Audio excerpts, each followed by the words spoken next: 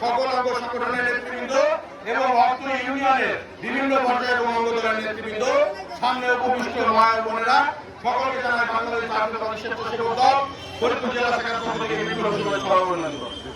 আমি সর্বপ্রথমে আপনাদের সকলের প্রতি ধন্যবাদ জ্ঞাপন করছি, যারা আজকের এই বৈরী আবহাওয়া, আজকের এই খারাপ পরিবেশ, সারাদিনের মুষলধারার বৃষ্টিকে উপেক্ষা করে এখানে ধৈর্য ধরে উপস্থিত হয়েছেন এবং ধৈর্য সহকারে সকলের বক্তব্য শুনছেন।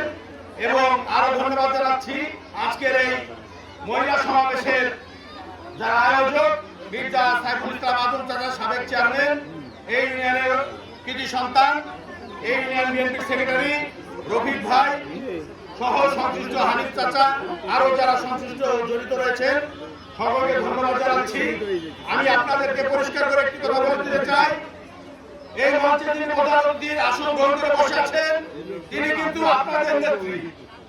তিনি আপনাদের নেত্রী, কারণ মহিলাদের যে অগ্রাধিকার আমার নেত্রীকে আমি দিতে দেখেছি, তাতে আমরা অনেক আগে থেকে ধারণা করেছি যে মহিলারা যদি আপনার আশেপাশে থাকে তাহলে হয়তো আমরা খুব একটা সুযোগ তার কাছে করতে পারি না, কিংবা সেদিকে আমাদের কর্ণপাত দৃষ্টিপাত না করে তিনি সর্বক্ষণ মহিলা দলের নেত্রী এবং মহিলাদেরকে নিয়ে তিনি বেশি ব্যস্ত থাকেন। তাই বলে আমরা পুরুষরা অবহেলিত না, আমরা তার কাছে যথাযথ মর্যাদা পাই, কিন্তু সর্বোচ্চ গ্রহণযোগ্যতা মহিলাদের তার কাছে কোনো দল তারা দলের কোনো কর্মী কিংবা নেত্রী না হলেও আপার দরজা সারাদিন 24 ঘন্টা দিন রাত আপনাদের জন্য খোলা থাকবে। তার বাসায় যেতে হলে কোনো অ্যাপয়েন্টমেন্টের প্রয়োজন হয় না, তার বাড়িতে যেতে হলে দারোয়ানকে পরিচয় দিয়ে বাড়িতে ঢুকতে হয় না। আপনারা যখন মনে যাবেন যে কোনো সমস্যা সুবিধা অসুবিধায় আপনারা চলে না কিছুর দরজা আপনাদের জন্য 24 ঘন্টা দিন রাত খোলা থাকবে।